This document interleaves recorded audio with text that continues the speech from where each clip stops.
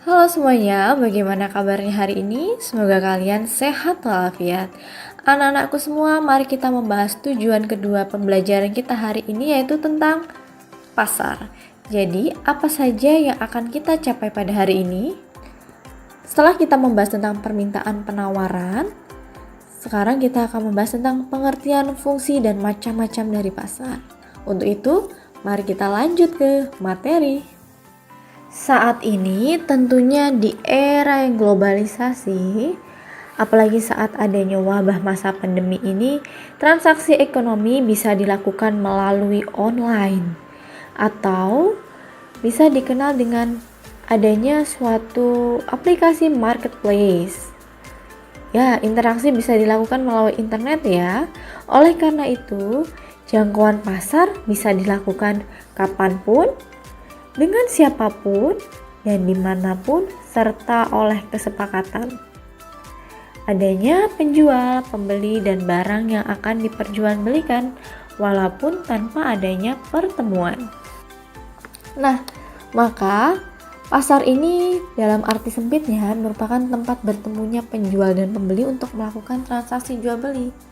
Selanjutnya, dari ilustrasi awal tadi kita bahas, sehingga bisa disebutkan bahwa pasar dalam arti luas adalah merupakan sarana bertemunya penjual dan pembeli, baik secara langsung maupun tidak langsung, untuk melakukan jual beli atau proses terjadinya interaksi antar penjual dan pembeli untuk mencapai kesepakatan harga dan jumlah barang atau jasa yang diperjualbelikan. Tentunya, berdasarkan penjelasan pengertian pasar tersebut, terdapat unsur-unsur penting dalam membentuk suatu pasar. Yang pertama adalah adanya barang yang diperjualbelikan, walaupun hanya berupa sampel atau contoh. Yang kedua, adanya penjual dan pembeli, walau tidak bertemu secara langsung. Yang ketiga, adanya kesepakatan antara penjual dan pembeli. Dan yang keempat adalah adanya media komunikasi antara penjual dan pembeli. Pasar memiliki fungsi antara lain: pertama, distribusi; kedua, pembentuknya harga; ketiga, promosi. Mari kita bahas satu persatu tentang fungsi pasar. Yang pertama adalah fungsi distribusi, di mana fungsi ini digunakan untuk memperlancar distribusi atau menyalurkan barang dari produsen ke konsumen. Tentunya lancarnya distribusi barang dan jasa ini menunjukkan berfungsinya pasar secara baik. Yang kedua adalah fungsi pasar sebagai pembentuk harga. Pasar merupakan adanya kesepakatan antara penjual dan pembeli. Pembeli biasanya membeli barang dengan memperhitungkan manfaat atau kegunaannya dari barang dan cenderung dengan harga yang murah. Sedangkan pedagang biasanya memperhitungkan laba yang diinginkan, sehingga terjadilah tawar-menawar tadi untuk mencapai kesepakatan. Dan ini merupakan dari fungsi pembentuk harga. Yang ketiga, fungsi pasar adalah fungsi promosi. Fungsi ini adalah membangkitkan minat konsumen untuk membeli produk yang ditawarkan dengan memperkenalkan hasil produksi kepada masyarakat. Melalui fungsi ini, pasar juga menjual barang sekaligus memperkenalkan hasil produksinya kepada masyarakat. Fungsi promosi ini sangat menentukan omset penjualan, apalagi tunjang dengan kualitas barang yang bagus dan dengan harga yang murah. Pasar banyak macamnya, dan pada dasarnya pasar dapat dibedakan menurut beberapa kriteria, antara lain sebagai berikut. Macam menurut wujudnya yang dibedakan menjadi konkret dan abstrak. Kedua, macam menurut jenis barang yang diperdagangkan, adanya konsumsi dan produksi. Yang ketiga, pasar menurut luas jaringan distribusi, terdapat pasar setempat dan pasar nasional. Yang keempat, pasar menurut waktu penyelenggaraannya, terdapat pasar harian, pasar mingguan, pasar bulanan, dan pasar tahunan. Yang kelima adalah pasar menurut organisasi atau strukturnya, yaitu terdapat persaingan sempurna dan persaingan tidak sempurna. Macam pasar yang pertama adalah pasar menurut wujudnya, terbagi menjadi dua, yaitu pasar konkret dan pasar abstrak. Untuk pasar konkret sendiri disebut dengan pasar yang nyata. Jadi unsur-unsurnya itu seperti ada penjual, pembeli, dan barang yang akan diperjualbelikan. Contohnya yaitu pasar kebutuhan sehari-hari. Kategori kedua adalah pasar abstrak. Pasar ini adalah pasar yang antara penjual dan pembeli, dan barang yang diperjualbelikan tidak dapat bertemu langsung di dalam pasar. Akan tetapi transaksi dilaksanakan melalui alat komunikasi. Contohnya Pizza Hut yang dipesan hanya melalui telepon dan barang akan diantarkan ke alamat kita. Yang kedua yaitu adalah pasar menurut jenis barang yang diperdagangkan. Yang pertama ada pasar barang konsumsi dan yang kedua pasar barang produksi.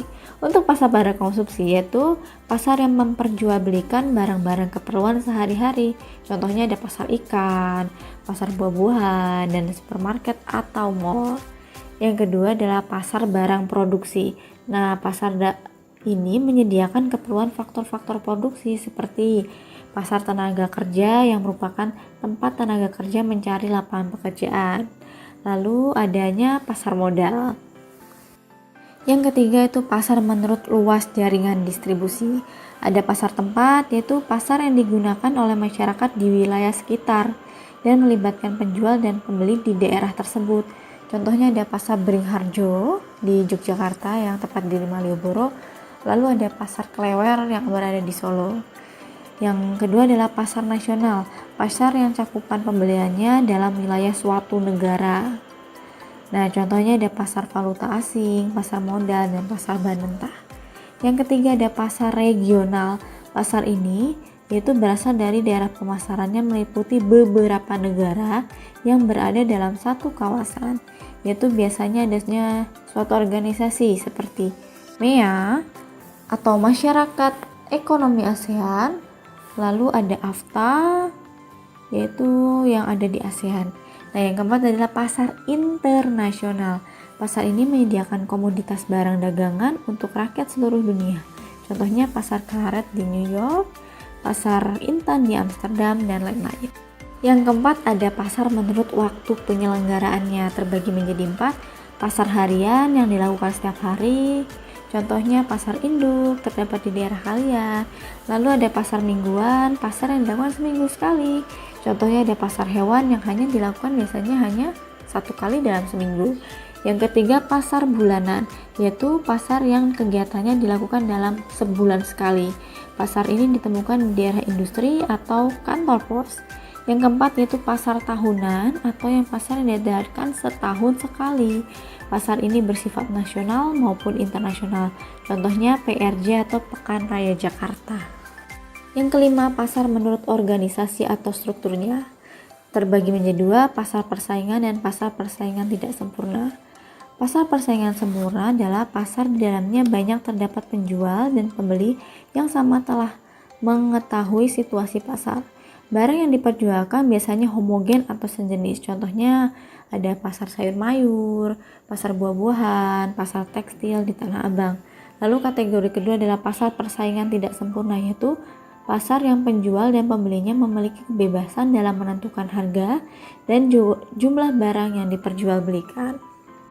Selanjutnya kita akan membahas tentang harga. Apa itu harga? Harga ialah nilai tukar suatu barang yang dinyatakan dengan uang.